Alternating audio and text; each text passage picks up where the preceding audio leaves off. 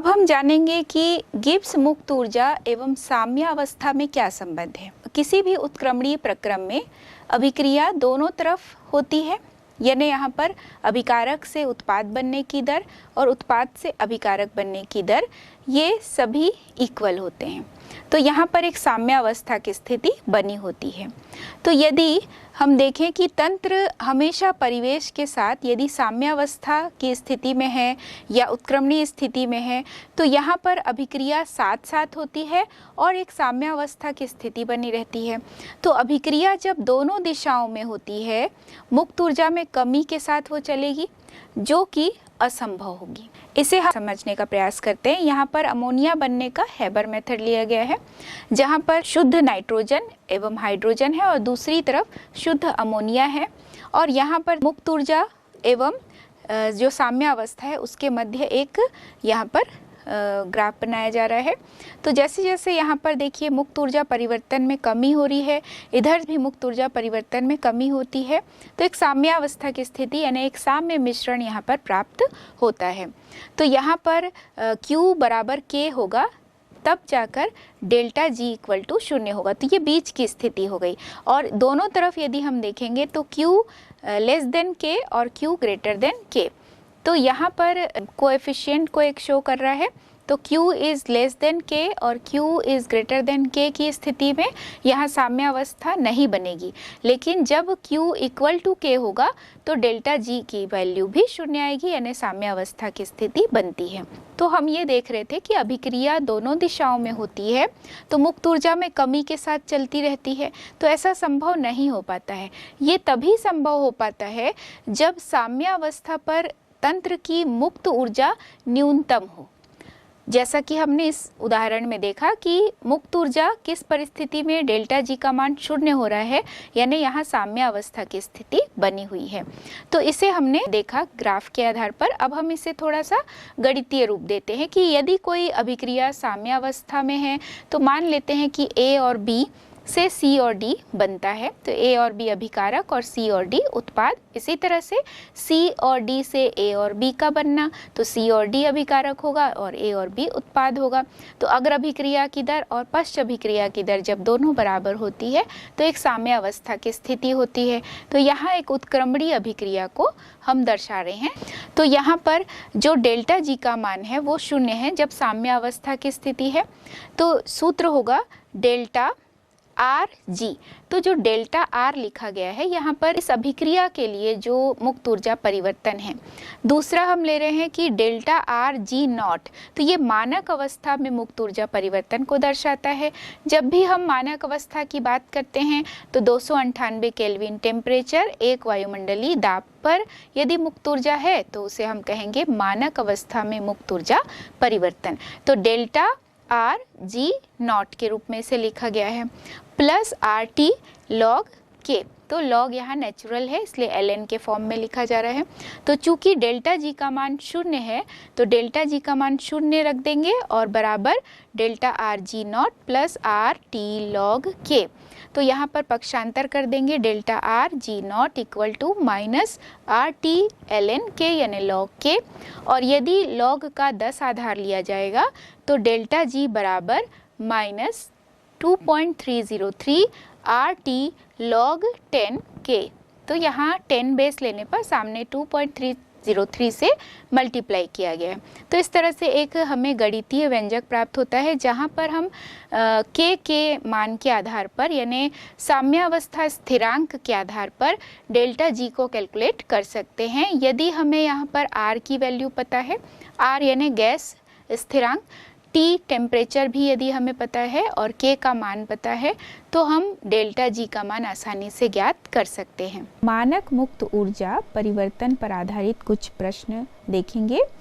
पहला प्रश्न है 25 डिग्री सेंटीग्रेड पर निम्न अभिक्रिया के लिए डेल्टा जी ज़ीरो यानी डेल्टा जी ज़ीरो मानक मुक्त ऊर्जा परिवर्तन है, इसकी गणना कीजिए। N2 + 3H2 is equal to 2NH3।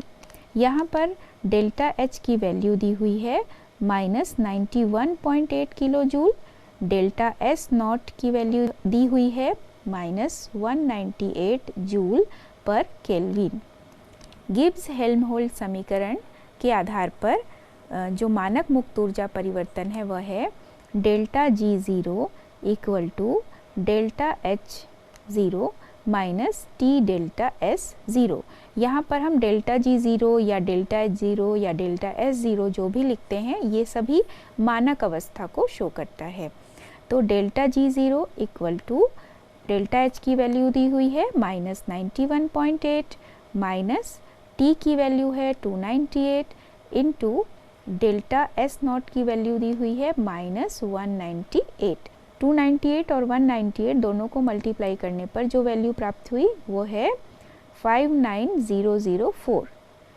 अब यहाँ डेल्टा H की वैल्यू है -91.8, तो -91.8 प्लस 59004 को जब हम हल करेंगे तो अब हमारे पास जो मान प्राप्त होगा, चूँकि यहाँ पर हम किलो जूल को पहले जूल में परिवर्तित करेंगे, तो 91.8 को जब हम जूल में परिवर्तित करेंगे तो 1000 से मल्टीप्लाई करते हैं तो वैल्यू प्राप्त होगी -91800 प्लस 59004। हल करने पर जो मान प्राप्त होगा वह है -32796। अब इसे यदि हम फिर से किलो जूल में परिवर्तित करना चाहेंगे तो हम इसे 1000 से डिवाइड कर सकते हैं, तो जो मान प्राप्त होगा -32.796 किलो जूल। अगला प्रश्न है अभिक्रिया 2A जो कि गैसियस स्टेट में है plus B gaseous state is equal to 2D gaseous state के लिए delta U0 equal to -10.5 kilo joule एवं delta S0 equal to -44.1 joule per kelvin है। अभिक्रिया के लिए डेल्टा G0 की गणना कीजिए और यह बताइए कि क्या यह अभिक्रिया स्वतः प्रवर्तित हो सकती है। तो स्वतः प्रवर्तिता के लिए यह आवश्यक होता है कि डेल्टा G का मान ऋणात्मक प्राप्त हो। तो हम इस प्रश्न को जब हल करेंगे तो हमें हल करने के बाद ये चेक करना है कि डेल्टा G का मान ऋणात्मक आएगा या धनात्मक। यदि ऋणात्मक आएगा तो अभिक्रिया स्वतः प्रवर्तित होगी और यदि धनात्मक आता है तो अभिक्रिया स्वतः प्रवर्तित नहीं होगी। तो चूंकि इस समीकरण में सभी गैसियस मॉलिक्यूल दिखाई दे रहे हैं, तो जब हम डेल्टा Ng ज्ञात करेंगे तो यहाँ पर उत्पाद में 2D है तो 2 माइनस और अभिकारकों में देखिए 2A प्लस B है यानी 2A और 1B, तो ये हो गया 3। तो गैसों के यहाँ पर गैसीय अणुओं की संख्या हो गई 3, तो 2 minus 3 equal to -1। Delta H0 equal to delta U0 plus delta Ng R T. तो ये जो समीकरण है यह एंथैल्पी आधारित प्रश्न है। इस समीकरण से पहले हम डेल्टा H प्राप्त करेंगे, उसके बाद हम गिब्स हेल्महोल्ट्ज समीकरण का यूज़ करेंगे। तो सबसे पहले डेल्टा H का मान यहाँ पर ज्ञात करना है। तो डेल्टा U की वैल्यू दी हुई है -10.5 प्लस, चूँकि यहाँ पर मोलों की संख्या -1 है, इंटू R की वैल्यू 8.314 इंटू 10⁻³ इंटू 298। अब जब हम इसे हल करेंगे तो वैल्यू आती है -10.5 -2.48। सभी हल करने के बाद ये मान प्राप्त हुआ और डेल्टा H की वैल्यू हमें प्राप्त होगी, क्योंकि दोनों ही वैल्यू माइनस में है, -10.5 और -2.48, दोनों को जब हम हल करेंगे तो मान प्राप्त होगा -12.98 किलो जूल। गिब्स हेल्महोल्ट्ज समीकरण के अनुसार delta G0 equal to delta H0 minus T delta S0। यहाँ इसे हम नॉट के फॉर्म में भी पढ़ते हैं, ज़ीरो के फॉर्म में भी पढ़ सकते हैं।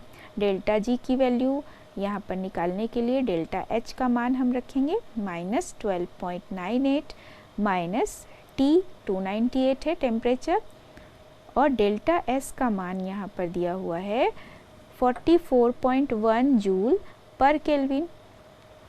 तो अब हम इसे इस तरह से हल कर सकते हैं, 44.1 यहाँ पर ले सकते हैं इंटू 10⁻³ तो जब हम इसे हल करेंगे तो मान प्राप्त होगा -12.98 प्लस 13.14। हल करने पर जो मान प्राप्त हुआ वह है 0.16 किलो जूल। क्योंकि यहाँ डेल्टा जी का मान धनात्मक प्राप्त हुआ तो अभिक्रिया स्वतः प्रवर्तित नहीं होती है। अगला प्रश्न है 298 केल्विन पर अभिक्रिया 2A + B = C के लिए डेल्टा H का मान है 400 किलो जूल पर मोल एवं delta S = 0.2 kilo joule per kelvin पर मोल। डेल्टा H एवं डेल्टा S को ताप विस्तार में स्थिर मानते हुए बताइए कि किस ताप पर अभिक्रिया स्वतः होगी। डेल्टा H बराबर 400 किलो जूल पर मोल है, तो चूँकि किलो जूल पर मोल है इसको हम चेंज कर सकते हैं जूल में, तो 1000 से मल्टीप्लाई कर देंगे तो 400 × 10⁻³ 1000 को हम इस तरह से कन्वर्ट करके लिख सकते हैं। तो 400 × 10⁻³ जूल पर मोल। डेल्टा S की वैल्यू भी किलो जूल में दी हुई है, तो यहाँ पर हम 0.2 किलो जूल पर केल्विन पर मोल है, इसे भी हम 1000 से मल्टीप्लाई करेंगे तो 2000 जूल पर केल्विन पर मोल होगा। मान रखेंगे जब हम गिब्स हेल्महोल्ट्ज़ समीकरण में, तो देखिए delta H minus T delta S equal to delta G। Delta H minus T delta S is lesser than 0 और यहाँ यदि हम t का मान ज्ञात करते हैं, t is greater than by delta H upon delta S। तो डेल्टा H और डेल्टा S के अनुपात से जो टेम्परेचर का मान है वह ज़्यादा प्राप्त होता है। टेम्परेचर को जब हम निकालते हैं तो ये प्राप्त होता है 400 × 1000 जो कि यहाँ डेल्टा H की वैल्यू है और डेल्टा S की वैल्यू यहाँ प्राप्त हुई है 2000। तो जब हम इसे हल करते हैं तो टेम्परेचर का मान प्राप्त हुआ तो 200 केल्विन से ज़्यादा। 200 केल्विन के ऊपर यह प्रक्रम स्वतः प्रवर्तित होगा। तो यहाँ पर 200 केल्विन से अधिक टेम्परेचर की वैल्यू जब प्राप्त होगी तब ही हमें यहाँ पर निगेटिव वैल्यू प्राप्त होगी डेल्टा G के लिए। तो 200 केल्विन के ऊपर ही यह प्रक्रम स्वतः प्रवर्तित होगा, क्योंकि जब हम डेल्टा G की वैल्यू ज्ञात करेंगे तो वहाँ पर डेल्टा G का मान निगेटिव प्राप्त होता है। तो निगेटिव प्राप्त होगा तभी प्रक्रम स्वतः प्रवर्तित होता है। ऊष्मागतिकी का तृतीय नियम। ऊष्मागतिकी के तृतीय नियम को नर्स्ट वैज्ञानिक ने दिया, इसलिए इसे नर्स्ट लॉ भी कहा जाता है। उन्होंने ये समझा कि जो ऊष्मागतिकी के द्वितीय नियम में कहा गया कि ब्रह्मांड की एंट्रोपी लगातार बढ़ती जा रही है स्वतः प्रवर्तित प्रक्रम के लिए, तो ऐसा कैसे हो सकता है कि ब्रह्मांड की एंट्रोपी लगातार बढ़ती जा रही है। तो इस आधार पर जब उन्होंने सोचना प्रारंभ किया तब ऊष्मागतिकी के तृतीय नियम की व्युत्पत्ति हुई। इसमें उन्होंने देखा कि चूंकि ब्रह्मांड की एंट्रोपी लगातार बढ़ती जा रही है, इसका संबंध एंट्रोपी से है, अव्यवस्था से है। तो जैसे जैसे किसी भी तंत्र की अव्यवस्था बढ़ती है एंट्रोपी का मान बढ़ता जाता है। तो यदि द्रव से ठोस में जाते हैं तो यहाँ एंट्रोपी में कमी होती है और द्रव से गैस में जाते हैं तो एंट्रोपी में वृद्धि होती है। तो यदि हम इसे बहुत कम टेम्परेचर करके देखें तो क्या होगा, तो इस आधार पर उन्होंने एक स्टेटमेंट दिया कि परम शून्य टेम्परेचर पर जो शुद्ध क्रिस्टली पदार्थ होते हैं तो उसके लिए एंट्रोपी का मान भी शून्य होगा, क्योंकि जो क्रिस्टली पदार्थ होते हैं उसमें अणुओं की जो व्यवस्था होती है, बहुत अधिक आकर्षण बल से ये अणु आपस में जुड़े होते हैं। तो चूँकि यहाँ व्यवस्था अधिक होती है तो एंट्रोपी का मान शून्य होगा। इसी नियम को उन्होंने स्टेटमेंट के फॉर्म में दिया कि किसी भी आदर्श एवं संपूर्ण क्रिस्टली ठोस की जो एंट्रोपी होगी परम शून्य तापमान पर शून्य होती है। तो परम शून्य जो है वो यहाँ पर 0 केल्विन टेम्परेचर हम कह सकते हैं, या -273 डिग्री सेंटीग्रेड के रूप में ले सकते हैं इसे।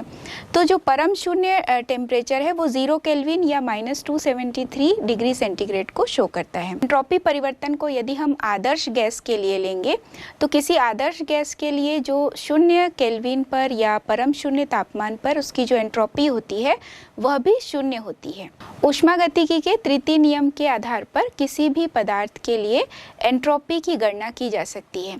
तो यदि हम एंट्रोपी की गणना करते हैं तो 0 तापमान पर कितनी एंट्रोपी है और T तापमान पर कितनी एंट्रोपी है, तो यह अंतर भी हमें जानना है, क्योंकि एंट्रोपी का अकेले निर्धारण कर पाना संभव नहीं है, यह एक अवस्था फलन होती है। तो एंट्रोपी अवस्था फलन है जो कि प्रारंभिक और अंतिम अवस्था पर निर्भर करती है। तो 0 केल्विन पर और T केल्विन पर, यानी 0 और T के बीच जो एंट्रोपी में परिवर्तन हो रहा है उस आधार पर हम एंट्रोपी परिवर्तन की गणना कर सकते हैं। तो इसी के आधार पर हम एंट्रोपी की गणना को समझ सकते हैं। तो इसके लिए देखिए कि S0 = 0, यानी 0 केल्विन पर जो एंट्रोपी होगी वह 0 है, क्योंकि ऊष्मागतिकी के तृतीय नियम में हमने यही जाना। और डेल्टा S = ST, यदि हम T टेम्परेचर पर एंट्रोपी परिवर्तन लेंगे तो वह होगा डेल्टा S। तो ST बराबर डेल्टा S। तो यहाँ 0 से T टेम्परेचर पर परिवर्तन हो रहा है, तो यहाँ समाकलन लिए Cp dt/T। तो यहाँ पर जो Cp dt/T है, यदि हम इसका समाकलन करते हैं तो Cp चूँकि एक स्थिरांक वैल्यू है तो इसको समाकलन नहीं होगा, तो ये Cp बाहर होगा, तो log T। तो इस रूप में हम T टेम्परेचर पर किसी भी पदार्थ की एंट्रोपी की गणना कर सकते हैं। इसे जब हम एक ग्राफ से समझते हैं तो Cp/T और T के मध्य एक ग्राफ खींचा गया। तो जब Cp/T और T के मध्य ग्राफ खींचा गया तो 0 और T केल्विन के वक्र के बीच का जो क्षेत्र होता है वह T टेम्परेचर पर एंट्रोपी को दर्शाता है।